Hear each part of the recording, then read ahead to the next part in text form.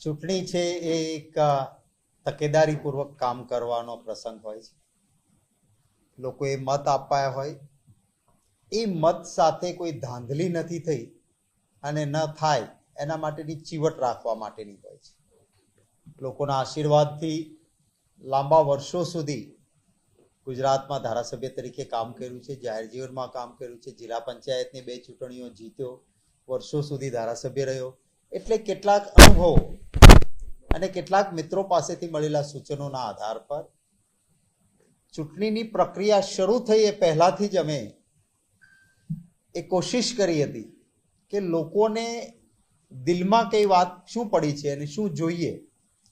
તો એ માટે કાર્યકર્તાઓ પાસેથી મતદાન કરાવીને ગુપ્ત મતદાનથી કોણ ઉમેદવાર હોવો જોઈએ એ નક્કી કરવાની પ્રક્રિયા કરી. એ પછી અમારી જે પ્રોસેસ હોય છે, પ્રદેશ ઇલેક્શન કમિટી આ તે બધું જ કર્યું.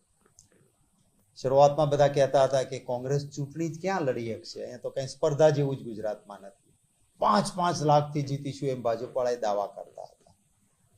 પણ એક લોકોના દિલના ઉમળકા સાથેના જે આશીર્વાદ અને સમર્થન અમને મળ્યું છે એ માટે તમામ ગુજરાતીઓનો આભાર પણ માનું છું. આજની બેઠક એ અમારા ઉમેદવારો અને જિલ્લા કોંગ્રેસ સમિતિના પ્રમુખશ્રીઓ સાથે અમે રાખીએ. ખાસ કરીને 4 જૂને મતગણતરી છે, તો મતગણતરી વખતે નિયમોની જોગવાઈઓ, રેપ્રેઝન્ટેશન ઓફ પીપલ્સ એક્ટની કઈ જોગવાઈ પ્રમાણે શું કરવું જોઈએ, ચૂંટણી કમિશને મતગણતરી માટે કેટલીક બાબતો દર્શાવતી બુકલેટ બનાવી છે કે જેમાં સંપૂર્ણ માર્ગદર્શન મળી જાય. તો એ બુકલેટની કોપી અમારા તમામ ઉમેદવારો અને તમામ જિલ્લા કોંગ્રેસ સમિતિના પ્રમુખોને અમે આપી છે કે એક એક શબ્દનો વાંચી લેજો. કેટલાક મુદ્દાઓ જરૂરી છે એનું વિસ્તૃત રીતે અમારા આગેવાનો તરફથી કહેવામાં પણ આવ્યું છે. છેલ્લે એક સુપ્રીમ કોર્ટનું જજમેન્ટ, જેના કારણે થોડા ફેરફારો પણ ચૂંટણી કમિશને કરવા પડ્યા, એ અંગેની માહિતી અમારા સાથી મનીષભાઈ દોશીએ પણ ઉમેદવારો સાથે શેર કરી અને એની વાત કરી હતી. એટલે મતદાન થઈ ગયું પછી મતગણતરી છે, તો એ વચ્ચેના પીરિયડની તકેદારી અને મતગણતરીના દિવસની તકેદારી માટે ખાસ કરીને આજે ચર્ચાઓ કરી હતી. મને પૂરો વિશ્વાસ છે કે જે રીતે ગુજરાતમાં કોંગ્રેસ પક્ષ માટે પ્રેમ, આશીર્વાદ, સમર્થન જે હતું એના કારણે, ભલે હું સ્વીકારું છું 2014 અને 2019માં અમે 0માં રહ્યા હતા, અમારું ખાતું નહોતું ખુલ્યું, પરંતુ આ વખતના પરિણામોમાં ચોક્કસ ઉત્સાહવર્ધક પરિણામો કોંગ્રેસ પક્ષ માટે રહેશે.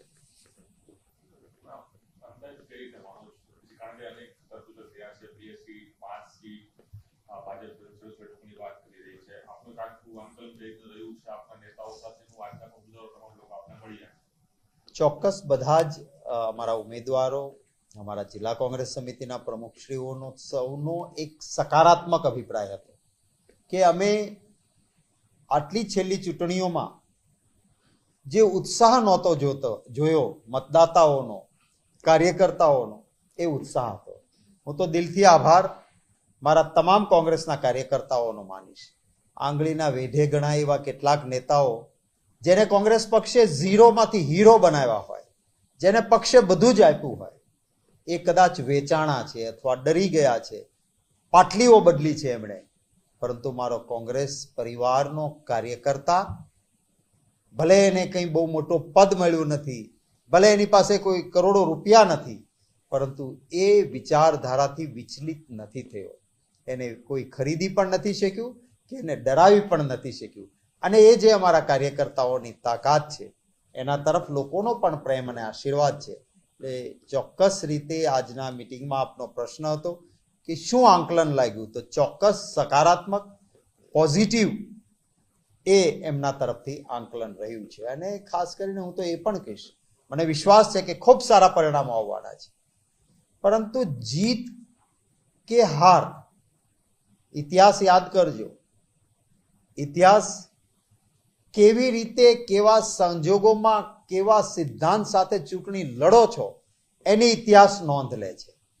મહારાણા પ્રતાપે હલ્દી ઘાટીનું યુદ્ધ એ જીત્યા નહોતા, પરંતુ જે મર્દાનગીથી એ લડ્યા એનો ઇતિહાસ રહ્યો છે.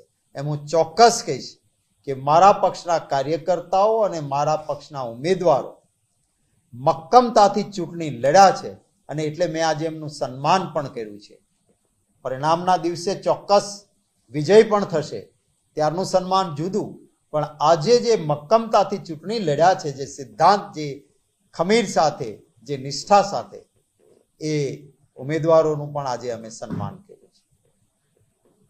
તમારા પૂર્વ સાથી અતુલભાઈ મોઢવાડિયાએ આજે ટ્વીટ કર્યું છે. એમણે કહ્યું કે કથિત લોકો 4-5 બેઠકોનો દાવો કરી રહ્યા છે, પરંતુ છેલ્લા 2 જે ચૂંટણીઓમાં પરિણામ હતું એવું જ રહેશે અને ભારતીય જનતા પાર્ટી હેટ્રિક ફરી એકવાર 26 માંથી 26 ની નોંધાવશે.